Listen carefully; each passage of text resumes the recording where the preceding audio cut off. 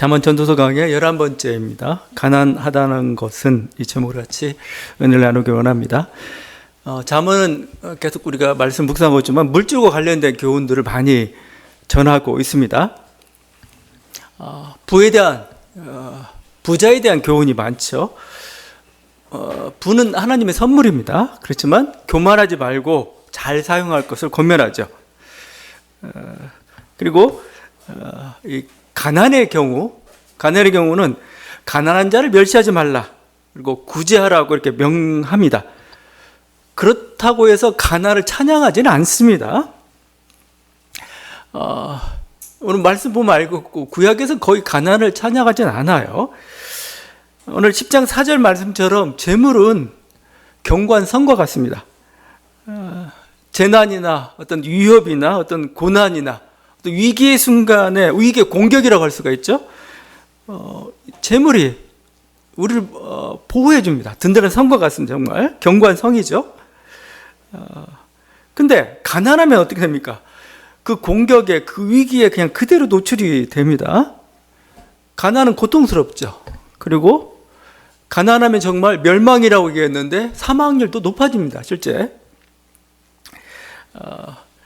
이게 오늘 말씀이 참 굉장히 가난에 굉장히 적나라하게 얘기하는데, 가난하게 되면은 이웃들이 미워합니다. 그리고 스스로 자기도 마음이 위축되죠. 19장 4절을 우리가 같이 읽었는데 19장 4절 다음에 7절이 오히려 이거 더 자세히 설명합니다. 이렇게 설명합니다. 가난한 자는 그의 형제들에게도 미움을 받거든 하물며 친구야 그를 멀리하지 아니하겠느냐. 따라가며 말을 할지라도 그들이 없어졌으리라. 도움도 이렇게 한두 번입니다. 친척에 대한 도움도. 근데 계속되면 정말 이제 싫어합니다. 전화해도 안 받아요. 친구도 끊어집니다. 그러니까 결국은 친구도 끊어져요. 그래서 친구한테 뭔 도움을 줬다 생각하면은 받을 생각 말아야 됩니다. 아예 아예 줬다 생각해야 마음이 편하지. 그렇지 않으면은 돈도 잃고 친구도 잃어버리는 일들이 발생을 하죠. 그러다 보니까 친구도 사실은 멀어집니다. 이 가난이 주는 그 비극이죠. 가난하게 되면 그러니까 어떤 불의의, 그러니까 도둑질의 유혹에 노출이 되죠. 우리 잘 알고 있는 레미제라블의 주인공 장발장이 왜 처음 감옥에 가게 되었습니까? 조카 7이 있는데 전부 굶어 죽게 생겼어요. 그래서 그 빵 한 덩이를 훔쳤다가 걸려가지고 5년형을 받았습니다. 계속 탈출 시도가 결국 19년까지 되었던 거죠. 이 책이 빅토르 위고의 레미제라블입니다. 근데 레미제라블이 불어로 따지면은 이게 가난한 사람들, 불쌍한 사람들 이런 뜻을 가지고 있어요. 그들의 이야기를 좀 다루고 있는 거죠. 하여튼 가난하면은 불법을 행하기 쉽죠. 도둑질하기 쉽다는 겁니다. 그러니까 우리 아굴의 기도라고 잠언 3장에 나오죠. 사람들은 이걸 좀 이렇게 좋아하는 사람도 있고 싫어하는 사람도 있지만 이렇게 되어 있습니다. 나를 가난하게도 마옵시고 부하게도 마옵시고 오직 필요한 양식으로 나를 먹이시옵소서. 혹 내가 배불러서 하나님을 모른다 여호와가 누구냐 할까 하오며 혹 내가 가난하여 도둑질하고 내 하나님의 이름을 욕되게 할까 두려움이니이다. 배고프면은 담을 넘게 되어 있어요. 그러니까 우리가 궁색하면, 빈곤하면 말씀대로 살기도 어렵습니다. 예배 드리기도 어렵고 여러 가지 상황들이 좀 안 좋은 상황들이 발생을 하죠. 결국 가난하면은 의롭게 살기 어렵다는 겁니다. 결국 그러니까 이 아굴의 기도는 뭐냐면, 그래서 부유해서 자기가 교만해서 하나님 잊을까, 아니면 가난해져가 내가 담을 도둑질할까, 가난이 가지고 있는 그 아픔이죠. 그래서 사실은 대부분의 죄는 가난이 죄지 사람이 죄가 아닙니다. 그러니까 상황이 그렇게 만들어요. 상황이 이렇게 거짓말을 하게 만들고 그런 상황을 이렇게 만드는 게 인간의 어떻게 보면은 연약함이라고 할 수가 있어요. 생계형, 그래서 도둑은 그냥 봐줘야 돼요. 제가 봐서는 그냥 그러려면서 뭔가 다른 조치가 좀 취해져야지 예. 근데 하여튼 뭐 이렇게 인류사는 이렇게 그런 힘든 어떤 가난의 과정을 거쳤고 현대 와서는 어느 정도 가난은 극복됐다고 생각이 됩니다. 과학 기술이 발전하면서 식량 생산을 굉장히 증대시켰습니다. 물론 지금 세계에서 여전히 굶주리는 그 기하선상에 있는 인구들을 얘기해요. 그 세계 식량기구 통계에 의하면 2024년도 기준 세계 인구의 8.2%, 약 6억 7,300만 명이 기하선상에 있다라고 합니다. 그래서 실제 굶주리고 기하선상. 근데 이런 식량 부족과 기근의 원인이 뭐냐 이겁니다. 물론 뭐 기후나 뭐 여러 가지 자연 조건들도 있고 여러 가지 어떤 사회 환경도 있겠는데 가장 중요한 문제는 사실은 정치적 문제입니다. 정치적 문제. 부족한 분쟁. 분쟁 나가지고 곡식을 하려는데 공급하려는데 막혀요. 안 돼요. 전쟁, 부패와 분열. 뭐 그냥 권력층들이 다 가져가 버리고 이게 제대로 공급이 전달이 안 돼요. 식량이 모자란 게 아닙니다. 지금 어떻게 보면은. 그래서 결국 여기에 기하 대책은 사실은 민주주의가 발전하고 공동체적 연대 정신이 오히려 더 효과적인 기하 대책이라고 할 수가 있습니다. 어쨌든 인류는 이런 어떤 생산 기술 아니면 정치적인 제도를 통해서 어느 정도 기하들을 많이 극복해 왔어요.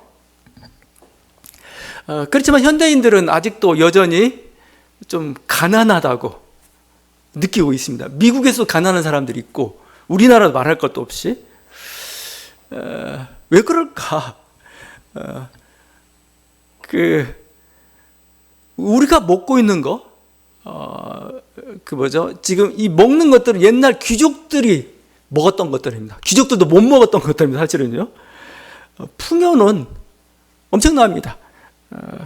너무 많이 먹어서 지금 다이어트를 해야 될 정도가 되었죠. 근데 이렇게 현대인이 있고 이런 어떤 중세나 고대인이 있을 때 누가 더 가난한가? 객관적으로 보면은 물질적 수준으로 보면은 고대인들은 뭐 말할 것도 없었죠. 그들의 생산량, 그들의 거의 뭐 평균 수명이 그걸 보여주죠. 거의 뭐 3, 40대에 죽습니다. 거의.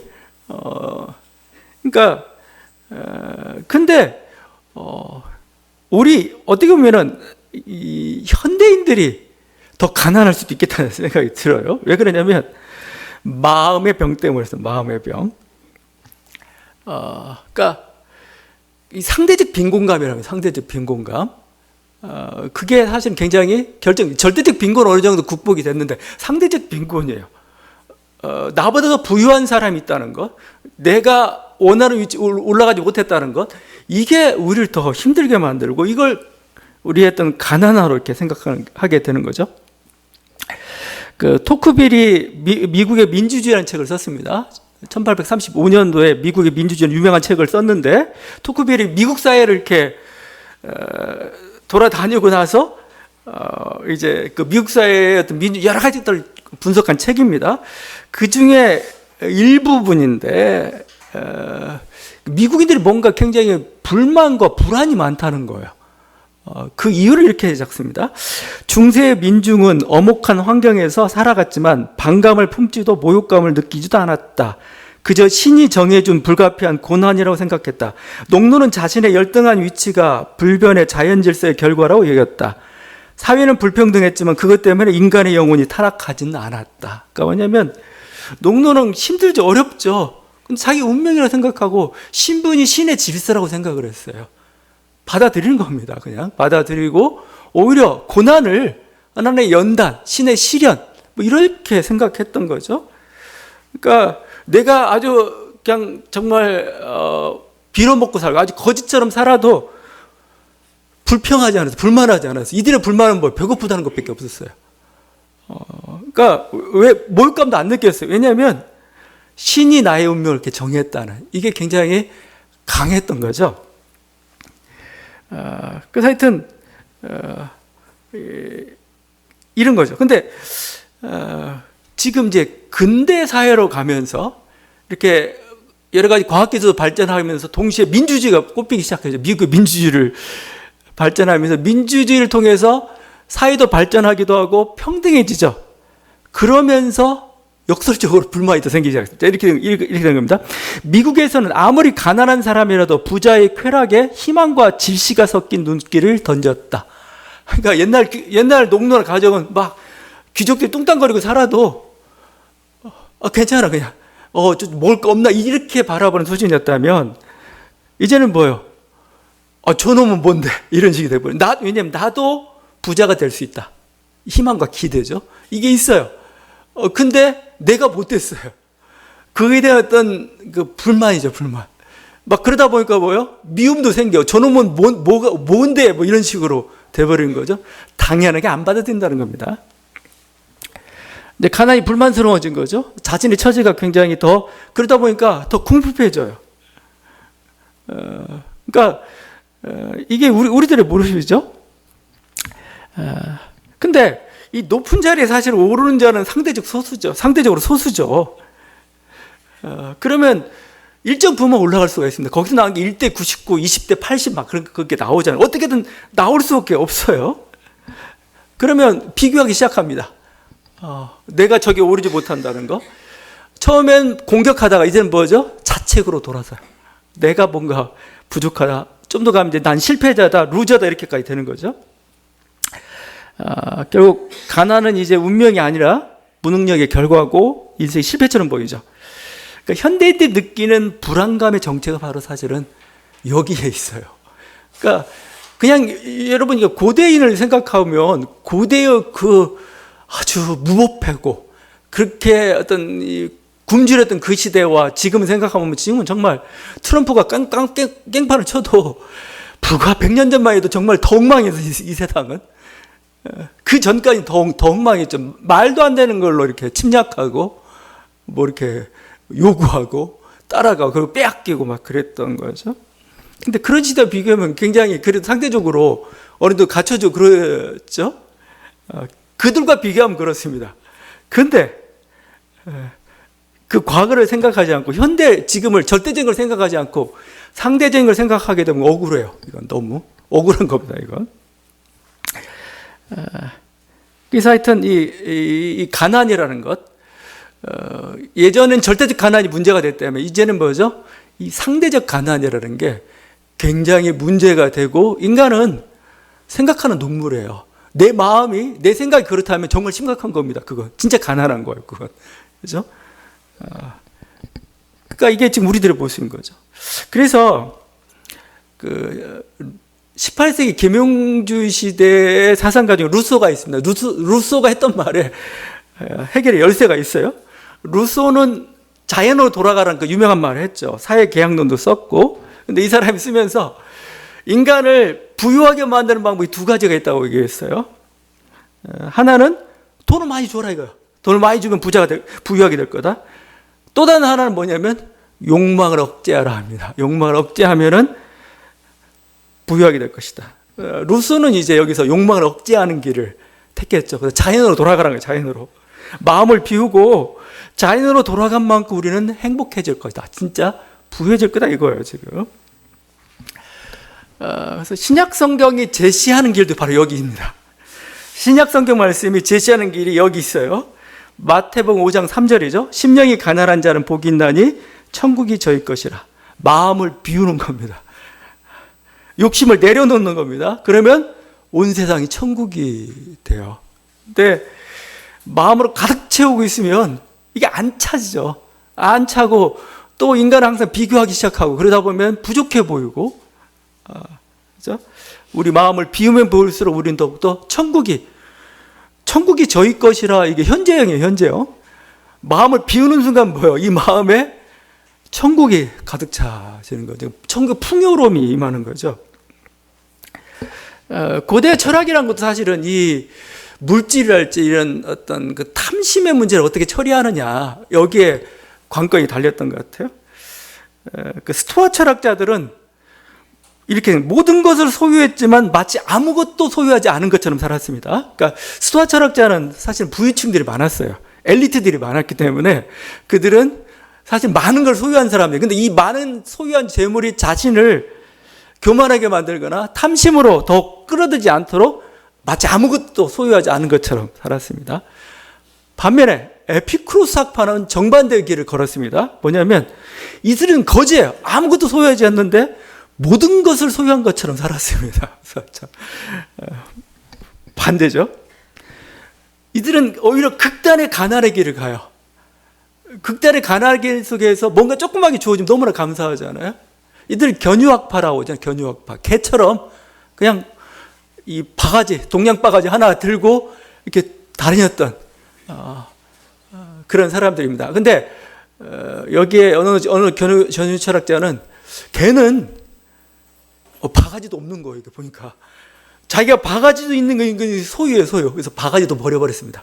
바가지도 버리고 그냥 정말 개처럼 다니기도 했는데 극단의 가난을 통해서 자유를 추구했던. 근데 한번 발을 담그고 한번 극단까지 가보면은 가난이 별거 아니라는 걸 알아요. 물질이 별거 아니라는 걸 알아요. 근데 주어질까 말까, 이게 사라지면 어떨까, 이 두려움, 염려 때문에 사실 힘들어져요. 우리 인생이란 건 살면 사라집니다. 어떤 극단적인 순간에서도 살면 사라져요. 근데 이렇게 살면 죽을 것 같다는 우리의 생각이 우리를 힘들게 하죠. 그게 물질이 가진 놀라운 그 권세입니다. 근데 결국은 하여튼 어찌되었든 뭐가 됐든 어떻게 됐든 뭐 생각의 가난이든 하여튼 뭐 절대 가난이든 가난은 사람이 못 사는 겁니다. 그 중에서 절대 가난 어쨌든 벗어나야 돼요. 물론 이 가난이라도 물질이 인생의 전부만 아니죠.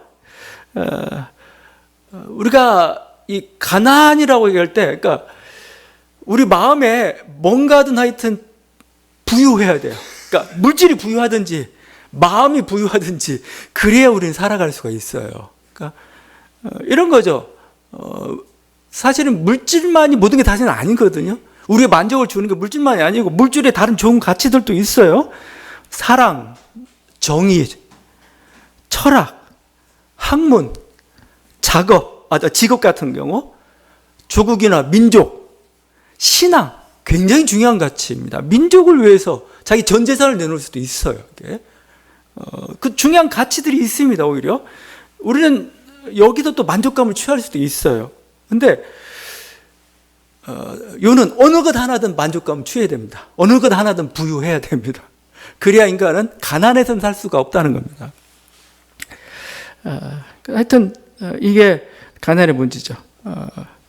그러니까 이 물질적 가난이 문제가 내가 막 성실하다고, 내가 노력한다고 해가지고 부유해지느냐? 그럼 좋겠어요.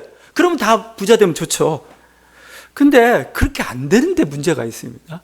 내가 물질에 난 부유해지고 그 힘들구나. 그럼 물질에 부유해지겠어. 너 지금 노력하면 안 돼요. 그렇게 안 돼요. 뭐가 문제가 생기냐면 구조적인 문제가 있습니다. 아무리 노력해도 안 되는 그런 환경이고 그런 직업이고 그러니까 저는 현대인들 중에 게으른 사람 없다고 봐요. 현대인들 중에 게으른 사람은 너무 부지런해서 탈입니다. 5일째도 너무 이렇게 정말 4일째, 3일째 돼야 돼요. AI나 이런 로봇에 다 맡기고 어느 정도 좀 분담을 좀 해야 됩니다. 너무 일하고 있어요, 지금.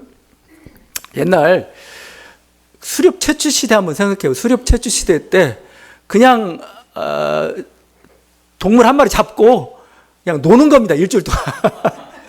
근데 농경사회 되면서 이거 새벽부터 일어나가지고 밤 늦도록 일해야 되나 아주 고통스러운 사회가 돼버리고 말았어요. 그래서 유발 하라리 책에 보면 재밌어요. 보면은 농경사회가 되면서 인간의 노동량은 더 늘어났다.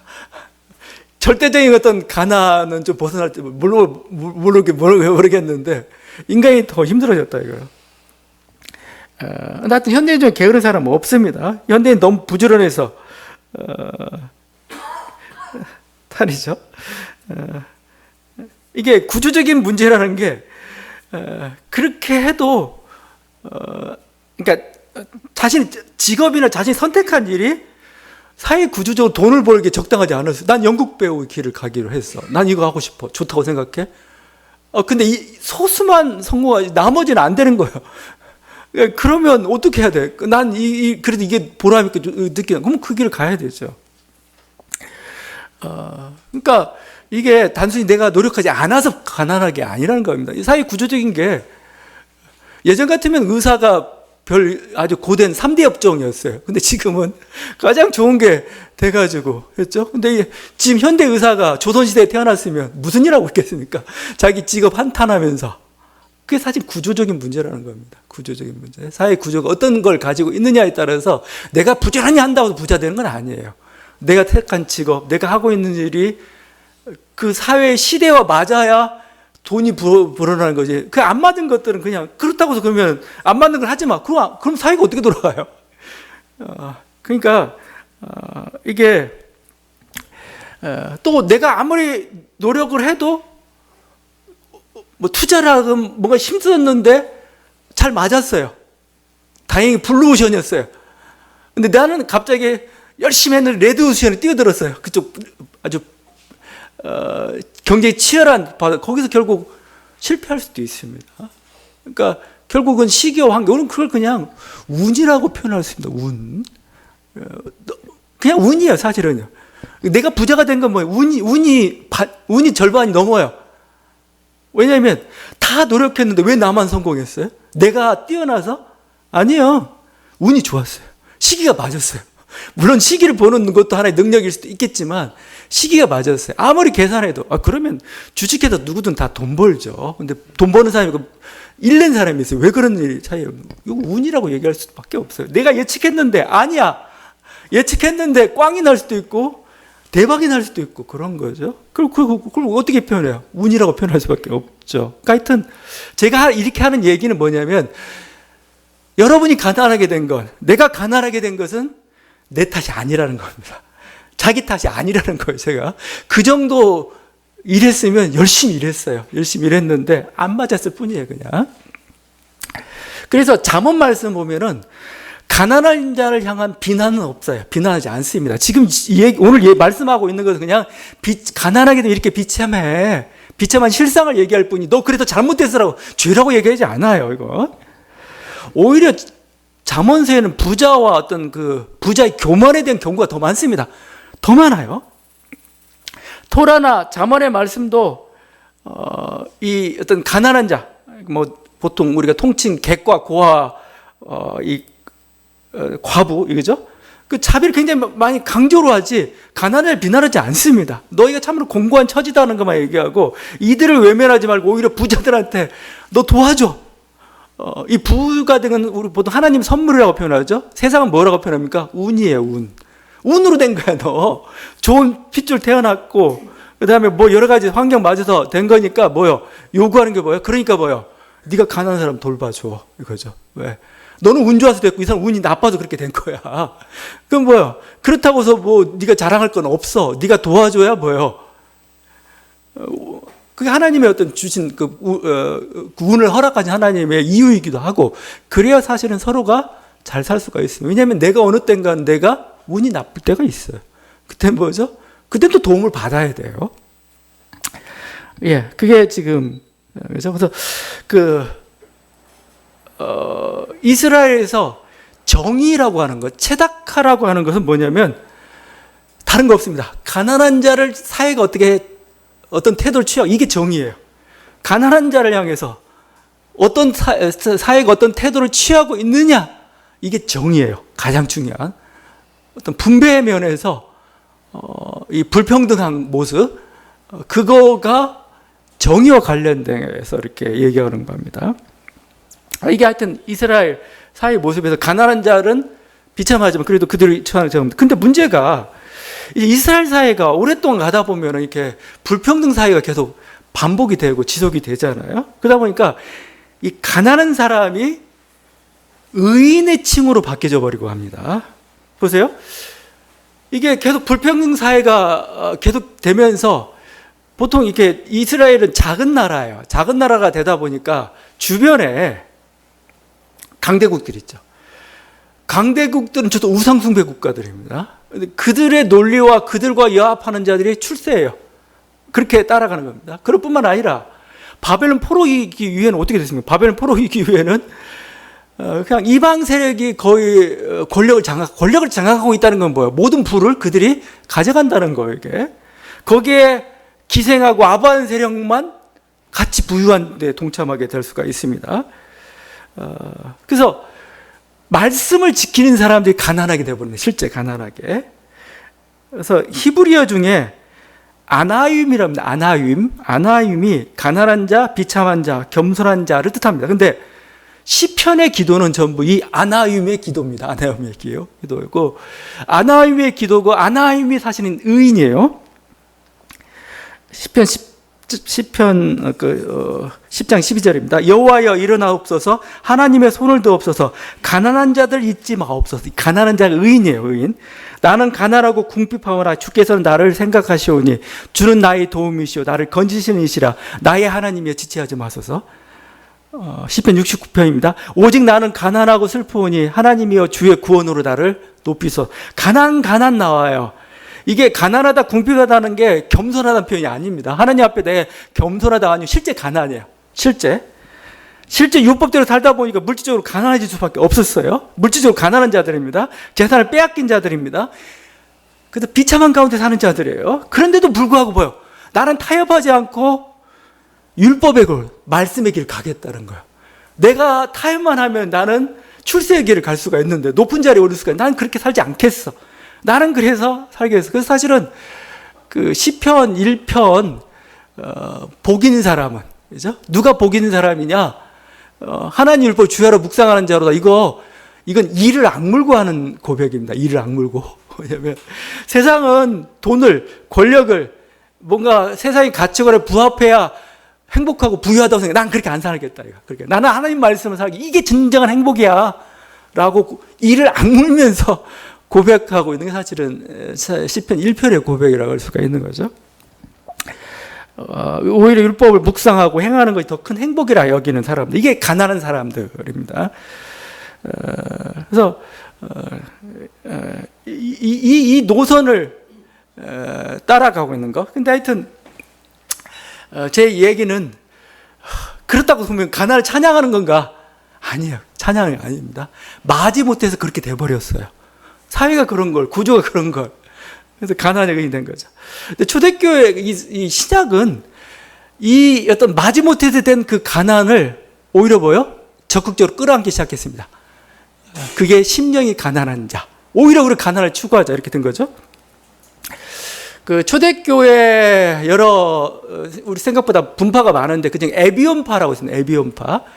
한 1세기, 2세기 정도 있다가 사라진 공동체인데, 이 히브리어 에비온이 히브리어로 가난한 자라는 뜻입니다. 아나유임이랑 같은 단어예요. 아나유임, 에비온. 여러분, 가난하고 나는 궁핍하고 이렇게 나오잖아요. 그럼 둘 중에 하나가 아나유임이고 또 하나는 에비온이에요. 그러니까 같은 개념으로 좀 됩니다. 에비온. 근데 이들은 이 산상수훈의 심령이 가난한 자 복이 있다는 말씀을 핵심으로 잡았습니다. 우리 이렇게 살겠다 이거예요.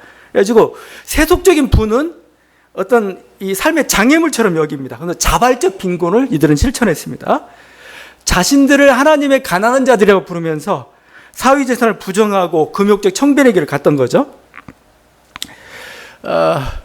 이들이 참 이런 가난을 추구했던 거 율법적인 삶이었죠. 근데 다른 교리 때문에 사실은 이단으로 정죄가 됐어요. 에비온파가. 좀 안타깝긴 하지만, 근데 에비온파의 이 청변의 정신 사실은 그 산상으로 나온 정신이기도 하고, 이걸 이제 중세 수도사대 이 길을 실천했던 거죠. 이 자발적 가난, 청변의 길을 갔던 거죠. 그러니까 이 가난 자체가 하나 굉장히 높은 위치로 지금 순간 가치처럼 돼버렸습니다. 아마 이 대표적인 사람은 프란치스코죠. 프란체스코의 이 청빈운동, 정말 탁발성하면서 거지처럼 살면서 청빈의 삶을 살아갔던, 이게 사실 중세를 변화시키면, 중세 사회가 10세기가 되면서 11세기가 되면서 막 물질 중심의 아주 그런 아주 타락한 그런 사회가 되는, 여기서 물질의 어떤 그 탐욕을 버리고 가난의 길을 갔던 이게 이쪽 어떤 영적으로 뭔가 정신세계를 깨웠던 거죠. 프란체스코는 가난 부인이라고 부릅니다. 가난 부인, 가난 자매. 이렇게 합니다. 제발 부탁하옵니다. 말씀 좀 해주십시오. 가난 부인은 어디에서 숙식을 하며 한낮에는 어디에서 쉬고 있습니까? 저는 그녀에 대한 사랑으로 기력이 다했습니다. 가난을 사 먹고, 그죠? 좀 자학적인 면이 좀 있어요. 물질에 뜨는 현대인들이 보기에는 굉장히 좀 놀랍기도 하고 신선하기도 합니다. 신선하기도 하지만 이 길을 갈 수 있는 건가? 이렇게 가난이 찬양의 대상인가? 아닙니다. 제가 보면은 가난은 찬양의 대상이 아닙니다. 성경은 찬양의 대상이 아니에요. 제가 계속 얘기하지만 구약은 노골적으로 얘기합니다. 가난이 찬양의 대상이 아닙니다. 그러면 왜 가난이 존중받는지 제가 얘기했지만 사회적 상황이 그 의인들을 가난한 자로 몰았기 때문에 그런 거예요. 그냥 가난한 자는 의인에 대한 칭호라고 보면 됩니다. 굳이 가난의 길을 갈 필요가 없어요. 근데 신약은 스도어는 이것을 적극적으로 가난을 끌어안았죠. 근데 끌어안은 전 이유가 더 중요하다고 생각해요. 왜 끌어안았습니까? 물질이 주는 유혹과 그 위협에 맞서기 위해서입니다. 물질은 얼마나 강력합니까? 이게 우리 인생의 모든 걸 다 낭비하게 만들, 다른 숭고한 가치들이 있는데 그런 숭고한 가치도 못 보게 만듭니다. 그리고 이게 있으면 교만해지기 쉽고 또 이게 있으면 뭐요? 또 계속 뭔가 이렇게 탐심이라고 하죠. 자꾸 세상의 것에 연연하게 만들죠. 그와 싸우는 방편으로 등장한 게 가난입니다. 그와 싸우는 방편으로 등장한 게 청빈이에요. 프란체스코가 섭섭할지 모르겠지만 가난이 목적이 아니에요. 가난은 수단입니다. 수단. 왜? 우리 안에 모든 욕심을, 탐욕을, 헛된 망상들을, 또 괜한 두려움들을 줄이기 위한 하나의 수단이 가난인 거죠. 그래서 우리가 이것을 잘 보면서 나가야 될 것입니다. 계속 얘기하지만 부와 재물은 하나님의 축복이고 선물입니다. 그래서 물질은 너무나 우리 인생에, 우리 인간 삶에 영향을 가장 강력하게 미치기 때문에 여러분이 우리가 물질이 가난하면 영혼도 가난해져요. 영혼이 빈곤해진다 표현하면 더 낫겠습니다. 영혼이 물질이 가난하면 영혼도 빈곤해져요. 여러분 손 안에 돈이 가득하면 얼마나 여러분은 프라이드로 가득 차 있는지 몰라요, 여러분의. 근데 내 안에 돈이 없으면 뭔가 위축되고 있죠. 여러분의 영혼이 위축이 됩니다. 그러니까 우리가 성경이 가난을 찬양한다고 해가지고 가난을 마치 심령이 가난한 자 해가지고 마치 가난이 뭔가 이상 아니에요. 제가 얘기하면 수단입니다. 저는 물질의 강력한 수단. 근데 물질의 아니라 마음의 하여튼 그거 빈곤이라고 표현할 수가 있는데 이것은 다 견디기 어려운 겁니다. 그래서 인간에게는 기본적으로 물질적인 성공이 저는 필요하다고 봐요. 이루어야 됩니다. 어느 정도. 절대 빈곤을 일단 벗어나야 되는 거고. 그래서 열심히 자기가 다른 가치가 없다면 열심히 돈을 버는 일은 자기 영혼을 위한 일입니다. 자기 영혼을 위한 일이에요. 왜냐면 내 존재 가치가 지금 이 사회에서 어떻게 그렇게 나타나기도 열심히 돈을 버는 일은 자기 영혼을 위한 일이기도 합니다. 그와 함께 그런 부유함을 추구할 뿐만 아니라 우리 마음의 부유함도 여러분 추구하시고 또 우리 마음 속에서 뭔가 분명한 어떤 그 기준이 있어야 돼요. 가치관이 있어야 돼요. 물질에 휘둘리지 말라는 겁니다. 물질은 유령입니다. 유령. 불안케하지만 헛것이에요. 헛것. 우리 굶어 죽지 않아요. 안심하세요. 50대, 40대, 50대의 그 현대인들이 많은 정신병을 앓고 있습니다. 근데 정신병의 많은 원인이 뭘까? 불안이에요, 불안. 미래에 대한. 미래 먹고 살 수 있을까? 굶어 죽지 않을까? 사실 원초적 답이 이겁니다. 이 불안감이 정신병으로 이렇게 많이 작용을 해요. 그러니까 동물은 생각이 없죠. 동물은 생각이 없으니까 자기 오늘 일용할 양식만 있으면 동물은 해피하고 감사해요. 근데 인간은 너무 생각이 앞서가요. 생각이 앞서가지고 지금 1년치, 3년치, 10년치가 쌓여있는데도 30년치 없는 게 불안한 거예요. 그래가지고 자기 마음을 좀 다스리고 마음을 좀 부유케 하는 게 좀 필요합니다. 그리고 그럴 뿐만 아니라 물질이 전부는 아니에요. 우리에게 물질 외에 소중한 가치들이 있어요. 우리가 절대적인 상태는 벗어나야 되겠지만 우리에겐 소중한 가치들이 있잖아요. 아까 얘기했던 거. 사랑부터 정의부터 그냥 조국이 될 수도 있고 민족이 될 수도 있는 거고 여러 가지 어떤 신앙이 될 수도 있는 거고 직업이 될 수도 있는 거고 학문이 될 수도 여러 가지가 있습니다. 그 소중한 가치, 그것도 굉장히 중요한 것들입니다. 소중한 것들입니다. 이를 추구하십시오. 이걸 추구하면서 부가 따르면 가장 행복한 사람입니다. 현대인의 현대사회에서. 근데 부가 따르지 않을지라도 상관없습니다. 우리는 그 길을 가고 그게 좋은 겁니다. 좋은 거고 내 인생 정말 행복하게 하는 길일 거죠. 그래서 저는 그 물질에 대한 사도 바울의 말씀이 가장 적합하다고 봅니다. 빌립보서 4장입니다. 내가 궁핍해서 이렇게 말하는 것이 아닙니다. 나는 어떤 처지에서도 스스로 만족하는 법을 배웠습니다. 나는 비천하게 살 줄도 알고 풍족하게 살 줄도 압니다. 배부르거나 굶주리거나 풍족하거나 궁핍하거나 그 어떤 경우에도 적응할 수 있는 비결을 배웠습니다. 나에게 능력을 주시는 분 안에서 나는 모든 것을 할 수 있습니다. 하나님께서 이런 능력을 우리에게 주셔요. 부유하면 부유한 대로 그것을 누리면서 하나님 뜻대로 살 수 있는 법을, 궁핍하면 궁핍한 대로 뭔가 하나님께서 새롭게 이루시는 그 일들을 바라보면서 또 거기에 만족하고 하나님 도우심을 바라면서 나갈 수 있는 것이죠. 여러분 물질이나 마음이나 모든 것에 부유한 여러분 되시기를 바랍니다. 기도하시겠습니다.